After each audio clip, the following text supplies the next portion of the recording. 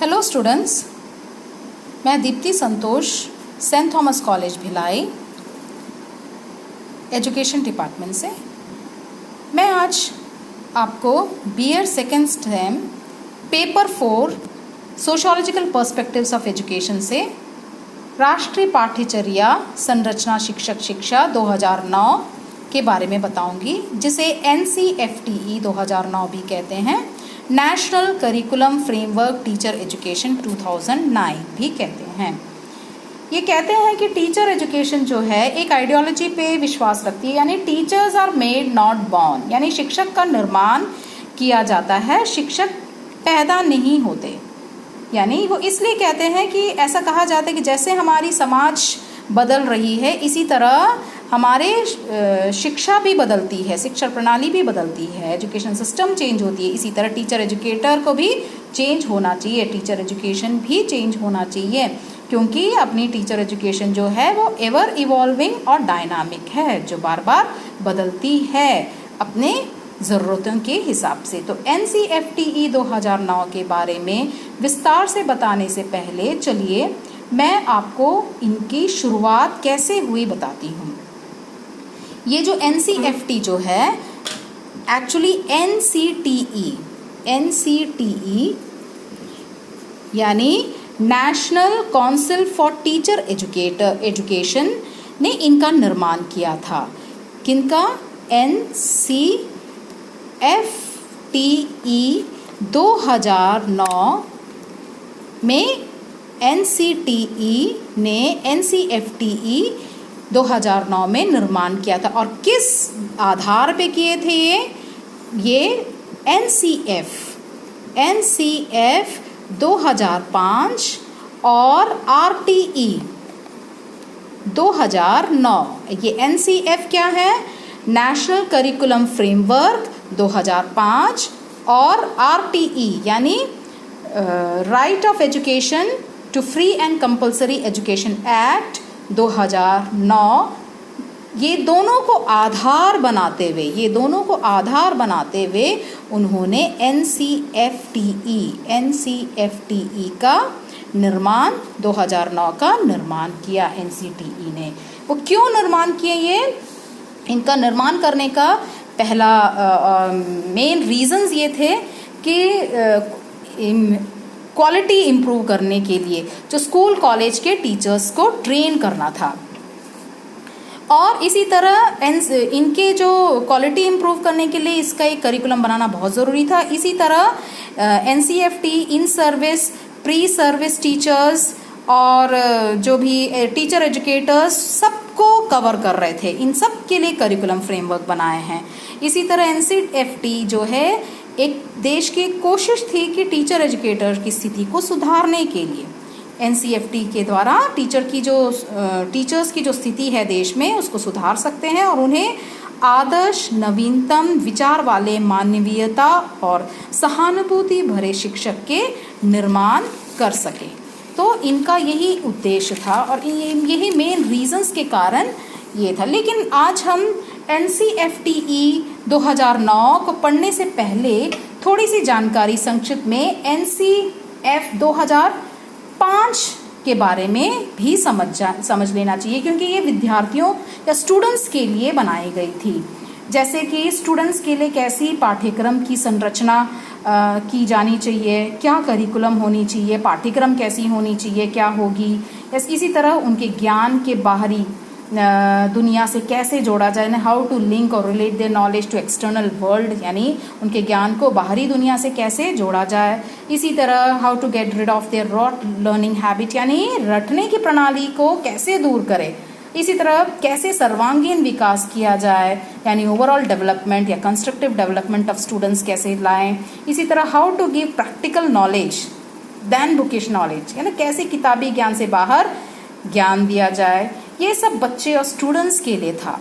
लेकिन स्टूडेंट्स के इम्प्रूवमेंट के लिए हम ये करिकुलम तो बना लिए, लेकिन उनको पढ़ाने वाले टीचर्स के इम्प्रूवमेंट के लिए भी एक करिकुलम बनाना बहुत ज़रूरी था। इसीलिए NCFTE का निर्माण किया गया। NCFT भी बहुत ज़रूरी है, क्योंकि बच्चों को जो पढ़ा रहे टीचर्स भी क्वालिटी टीचर्स होने चाहिए। क्वालिटी टीचर्स सबसे बड़ा मुद्दा है आज के इसमें, क्योंकि वो टीचर्स जो है देश को जो है निर्माण करते हैं, क्योंकि वो स्टूडेंट्स को डील करते हैं।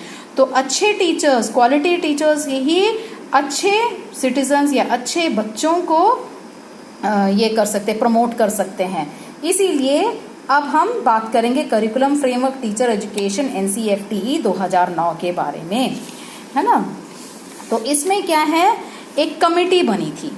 कमेटी जो है NCFT को जो डेवलप किया, एक कमेटी है, वो है चेयरमैन यानी CL आनंद। CL आनंद के साथ कौन था, प्रोफेसर CL आनंद थे, और प्रोफेसर CL आनंद के साथ 7 मेंबर्स कमेटी थी, है ना। ये सब मिल के बैठते थे और ये बीच बीच में ये मीटिंग रखते थे। एक्सपर्ट कमेटी की जो मीटिंग जो होती थी वो कैसी होती थी, जो वाइस चांसलर के साथ होते थे, डीन, एजुकेशनल इंस्टीट्यूशंस भी होते थे, सेक्रेटरी जो थे SCRT के होते थे, डाइट के हेड होते थे, और एक्सपीरियंस टीचर्स यानी बहुत अनुभवी टीचर्स होते थे। ये सारे मिल के कमेटी, एक्सपर्ट कमेटी बैठती थी और वो कमेटी डिस्कस करते थे किस टाइप के करिकुलम होना चाहिए, किस टाइप के करिकुलम को फ्रेम करना चाहिए टीचर एजुकेशन के लिए, क्योंकि उनके हिसाब से करिकुलम जो है, पाठ्यक्रम ऐसी हो जो हमारे बदलते परिवेश में हमारे एजुकेशनल ऑब्जेक्टिव्स को अटेन कर सके, हेल्पफुल हो अटेन करने में, और ताकि शिक्षा में क्वालिटी इम्प्रूवमेंट, नवीन टेक्नोलॉजी, नए टेक्नोलॉजी का उपयोग कर सके। और इसी तरह कैसे स्मार्ट बोर्ड, स्मार्ट क्लासेस को इस्तेमाल या ऑपरेट कर सके, कैसे कंप्यूटर को चलाया जा सके, ये सब सिखाया जाता था। ऑपरेट करने का तरीका सिखाना, ये सब इस तरह से वे अपने बच्चों को एडवांस्ड लर्निंग के लिए मोटिवेट या प्रोत्साहित कर सकेंगे। इस तरह से वे बच्चों को एडवांस लर्निंग के लिए मोटिवेट या प्रोत्साहित करेंगे। अब हम सीखेंगे ऑब्जेक्टिव्स के बारे में। उद्देश्य क्या है इनके, यानी ये जो NCFTE जो है, इनके पहला उद्देश्य है टू प्रोड्यूस गुड टीचर्स। इनका पहला उद्देश्य है टू प्रोड्यूस गुड टीचर्स, अच्छे शिक्षक का निर्माण कर सके, यानी ट्रेनी टीचर्स ऐसे हो जिसमें आदर्श गुण भरे रहें, है ना। इतने अच्छे होने चाहिए कि उनमें आदर्श गुण भरे रहने चाहिए, उनको सोसाइटी के नॉलेज हो ताकि वे अपने स्टूडेंट्स को गाइड कर सके, गुण भी होने चाहिए, नॉलेज भी होने चाहिए समाज की, ताकि वे स्टूडेंट्स को गाइड कर सके, सोचने की योग्यता का विकास हो सके, यानी सोचने की योग्यता, क्वालिटी जो है इनके इम्प्रूव हो सके, जो लोग सोचते हैं या समूह में काम करने के विकास हो के, एक दूसरे से जुड़ने का क्षमता का या अवसर हो सके, यानी जो है लिंक सोसाइटी से लिंक्ड रहे, at the same time quality of their thinking या तो सोच जो है बहुत अच्छी हो। ये सब जो है मिला के एक गुड टीचर्स को हम प्रोड्यूस कर सकते हैं। ये सारी चीज़ें जो हैं उनकी पहली ऑब्जेक्टिव थी। चलिए हम दूसरे ऑब्जेक्टिव्स में जाते हैं। वो है इनके जो टीचर एजुकेशन का जो टाइम पीरियड जो था, टेन्योर जो था, वो डिसाइड किया गया था। ये सेकंड ऑब्जेक्टिव्स में, उसमें जो है डिप्लोमा कोर्सेज जो है, D.Ed D.LED जो है, और बैचलर कोर्स ऑफ एजुकेशन जो है, इसके एलिजिबिलिटी और ईयर्स को डिसाइड किया था। B.Ed के जो थे 1 साल था पहले, वो धीरे से 2 साल के हो गया, और उनकी एलिजिबिलिटी जो है ग्रेजुएशन ही थी पहले। इसी तरह डिप्लोमा कोर्सेज जो है D.Ed एंड D.LED के 2 इयर्स के थे, और उनकी एलिजिबिलिटी पहले से 12th पास था, लेकिन बाद में धीरे से उनको ग्रेजुएशन कर दिया गया। इस तरह से चलिए हम देखते हैं इनके जो थर्ड जो है कंटेंट कैसा होना चाहिए, यानी कंटेंट को किस तरह से प्रेजेंट किया जाए, दैट इज क्या तरीका होगा। कंटेंट सिस्टमैटिक अरेंज्ड होना चाहिए, और इसमें कौन से विषय डालने चाहिए, कौन सा करिकुलम में कौन से विषय। पहला है फाउंडेशन ऑफ एजुकेशन, यानी इसमें फिलोसफिकल, साइकोलॉजिकल बेस होना चाहिए। इसी तरह नॉलेज ऑफ सोसाइटी होनी चाहिए, चाइल्ड सेंटर्ड भी होनी चाहिए, और ऑब्जेक्टिव्स ऑफ एजुकेशन भी होनी चाहिए। यानी ये बाल केंद्रित होनी चाहिए कंटेंट ऑफ एजुकेशन में, जो इनका फाउंडेशन ऑफ एजुकेशन है इसमें इनका बाल केंद्रित भी होना चाहिए। इसका ऑब्जेक्टिव जो है यानी उद्देश्य, शिक्षा का उद्देश्य भी इनको पता रहना चाहिए। इसी तरह नॉलेज ऑफ सोसाइटी है ना, समाज की ज्ञान भी होना चाहिए, सारी चीज साइकोलॉजिकल बेस भी होना चाहिए, मनोवैज्ञानिक बेस होना चाहिए सब में। और सेकंड है इनका पेडागॉजी थ्योरी। पेडागॉजी थ्योरी में ये जो है अलग अलग विषय को किस तरह से पढ़ाया जाए, यानी हाउ टू टीच, जैसे इंग्लिश हुआ, हिंदी हुआ, सोशल साइंस हुआ, मैथमेटिक्स हुआ, इस तरह से सारे सब्जेक्ट्स अलग अलग से किस तरह से पढ़ाया जाए और इन सब्जेक्ट्स को पढ़ाते हुए कब कब इनके टीचिंग एड्स यूज किया जाए और इनको कौन से मेथड्स के द्वारा पढ़ाया जाए, लर्निंग बाय डूइंग या डिस्कशन मेथड या डेमोन्स्ट्रेशन मेथड, ये सब जो है इसका ज्ञान जो है हमको पेडागॉजी थ्योरी से पता चलता है। पेडागॉजी थ्योरी जो है इनके skill of teaching different subjects को अच्छा करती है और लोग नॉलेजेबल हो जाते हैं, अलग अलग सब्जेक्ट्स को कैसे पढ़ाने को सीखते हैं। इस तरह से इनका अगला जो है इनके कंटेंट में जो थर्ड पोर्शन जो आता है वो है प्रैक्टिकम और इंटर्नशिप।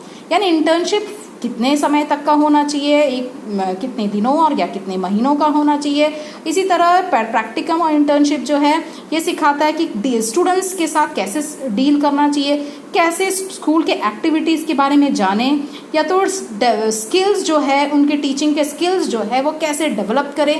ये इंटर्नशिप और प्रैक्टिकल में रहते हुए ही वो सीख सकते हैं। तो ये सब जो चीज़ है इनका जो थर्ड ऑब्जेक्टिव है इसके अंतर्गत आता है। अब अपन चलते हैं इनका फोर्थ ऑब्जेक्टिव, यानी कि टीचर को साइकोलॉजिकल थ्योरीज का पता हो, मेथड्स का पता होना चाहिए, टेक्निक्स का पता होना चाहिए, है ना, और फिलॉसफिकल एटीट्यूड यानी दार्शनिक सोच भी होनी चाहिए। क्यों? ताकि ये सब हेल्प करें उनको स्टूडेंट्स के साथ कैसे डील करना है, ताकि स्टूडेंट्स को मनोवैज्ञानिक तरीके से स्टूडेंट्स को डील कर सके और उनकी पसंद को पहचान सके। दैट इज यानी तरीके से पढ़ना, किस तरीके से वो बच्चे पढ़ना चाहते हैं, किस तरीके से वो पढ़ाई करना चाहते हैं, उनको मनोवैज्ञानिक तरीके से डील करके उनको पढ़ा सके। और एक्टिविटी लर्निंग जब पसंद करते हैं या डिस्कशन लर्निंग या प्रोजेक्ट मेथड से पढ़ना चाहते हैं, ये सब जो है और ये टीचर के जो है techniques and methods and psychological theories जानने से ही वो टीचर डील कर पाएगी। इसी तरह उनको टीचर को एक विचारक और दार्शनिक भी होनी चाहिए ताकि सही अच्छा रास्ता अपने स्टूडेंट्स को दिखा सके, वो एक गाइड कर सके अच्छे से।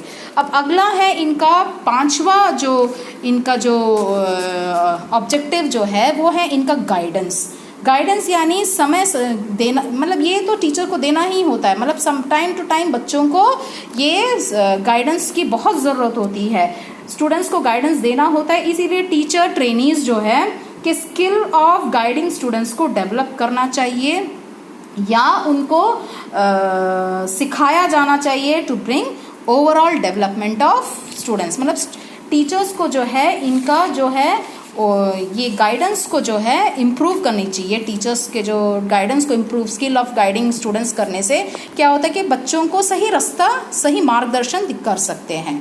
चलिए अब हम ऑब्जेक्टिव्स के बाद ये जो NCFTE के स्ट्रक्चर के बारे में बात करते हैं, जो स्वरूप है उसके बारे में बात करते हैं। ये जो NCFTE के जो स्वरूप है वो 6 चैप्टर्स में है, 6 चैप्टर्स इसके, तो एक एक करके हम डील करेंगे। तो पहला चैप्टर है शिक्षा, शिक्षक के संदर्भ, सरोकार व दृष्टिकोण। तो पहला चैप्टर है शिक्षा, शिक्षा के संदर्भ, सरोकार व दृष्टिकोण। इसमें ये बताया जाता है कि कैसे पहला चैप्टर में ये है कि इनएक्टिव टीचर एजुकेटर को या एजुकेशन को एक्टिव टीचर एजुकेशन में बदलना होता है। किस तरह से?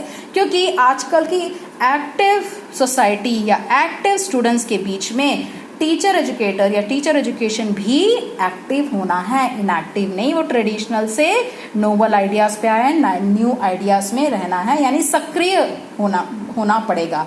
और उसके साथ साथ उनको इनोवेटिव या क्रिएटिव बनना है। इनके साथ साथ ये जो फर्स्ट पॉइंट में क्या है, इनको इनोवेटिव और क्रिएटिव भी बनना है, नए नए विचार, नए सोच, नए आइडियाज़ को सामने लाना है। इसी तरह prepare teachers for inclusive education. Inclusive education मतलब हर चीज़ के बारे में इनको जानना है, हर चीज़ को इंक्लूड करना है, ओवरऑल डेवलपमेंट के लिए क्या क्या ज़रूरतें हैं वो सब सीखना है और सिखाना है। मस्ट नो टू टीच मतलब ये नए टेक्नोलॉजी जानना है, मतलब एक स्कूल लर्निंग में ये नए टेक्नोलॉजी को इंट्रोड्यूस करने आना चाहिए और बच्चों को सिखाना सब होना चाहिए, है ना।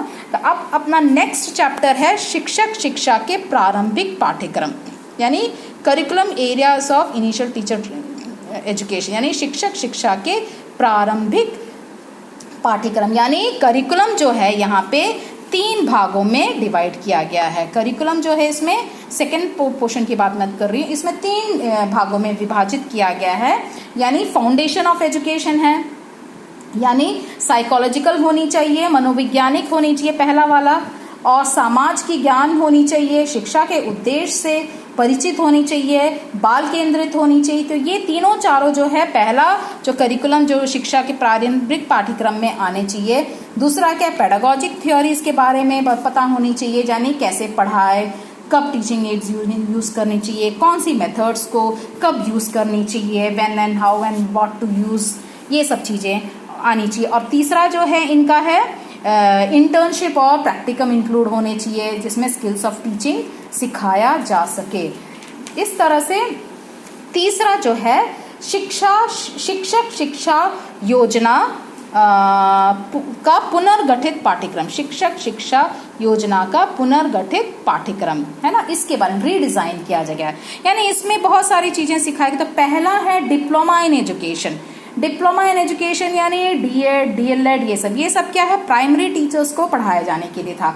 तो शुरुआत में तो 12th पास की ज़रूरत थी और धीरे से अब एलिजिबिलिटी जो है इनकी ग्रेजुएशन हो गई है। और उसके बाद फिर है बीएड, जो बैचलर ऑफ एजुकेशन है, जो सेकेंडरी एजुकेशन टीचर्स के लिए है, सेकेंडरी एजुकेशन स्टूडेंट्स को पढ़ाने के लिए है ये टीचर एजुकेशन।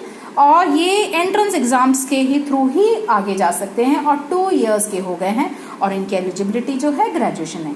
उसके बाद जो थर्ड है जो इंटीग्रेटेड टीचर प्रोग्राम, यानी 3 years ऑफ ग्रेजुएशन और 1 year ऑफ बीएड, यानी 3+1, 3 years of graduation and 1 year of BEd, यानी 3+1 years का हो गया। यानी एनसीटी के अंडर में है, ये सब के अंतर्गत आती है। उसके बाद चौथा जो है इन सर्विस, है ना, इसमें जो चौथा जो है इन सर्विस टीचर ट्रेनिंग, यानी ये टीचर्स को अपडेट करने की ज़रूरत है, उनको हमेशा एकदम नए प्रणाली से इंट्रोड्यूस करना बहुत ज़रूरत है, थ्रू वर्कशॉप, सेमिनार्स, इस तरह से करना बहुत ज़रूरत है। तो ये जो है ये सारे जो मैंने बोले हैं पुनर्गठित पाठ्यक्रम, ये तीनों चारों जो हैं इसके ये 3rd पॉइंट के अंतर आते हैं। अब चौथे में जाएंगे, विकासशील, चौथा चैप्टर है ये, विकासशील शिक्षक का मूल्यांकन। यानी विकासशील शिक्षक का मूल्यांकन क्या है, यानी ट्रेनिंग टीचर्स को मूल्यांकन दक्षता होनी चाहिए, यानी मनोवैज्ञानिक आधार पर होनी चाहिए इनकी मूल्यांकन। यानी ट्रेनी टीचर्स को ये सिखाया जाना चाहिए कि एग्जामिनेशन से ज़्यादा इम्पॉर्टेंट मूल्यांकन है, परीक्षा से ज़्यादा इम्पॉर्टेंट मूल्यांकन ही है, और वो बिल्कुल मनोवैज्ञानिक आधार पर होनी चाहिए। ये सब इनमें डेवलप होनी चाहिए। चलिए अब 5वां चैप्टर पे चलते, यानी सेवारत शिक्षकों में व्यावसायिक दक्षता का विकास।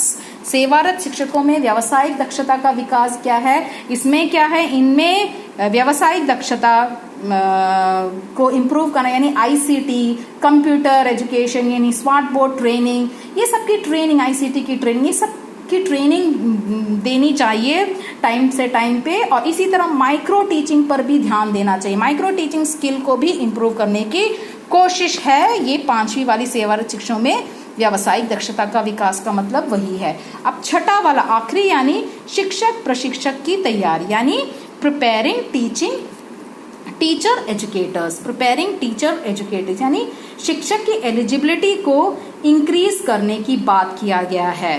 यानी इनको जो एलिजिबिलिटी इंक्रीज, यानी अभी क्या है, धीरे धीरे से क्या हो गया है, कॉलेजेस में सब पीजी, नेट, पीएचडी ये सब आवश्यक हो गया है। इसी तरह फिलॉसफी और साइकोलॉजी यानी प्रैक्टिकल और थ्योरेटिकल नॉलेज की भी होनी बहुत बहुत ज़रूरत है। तो इस तरह से मैं अपनी टॉपिक NCFTE 2009 को कवर की हूँ, समझती हूँ, आशा करती हूँ आप सब समझ चुके होंगे। Thank you.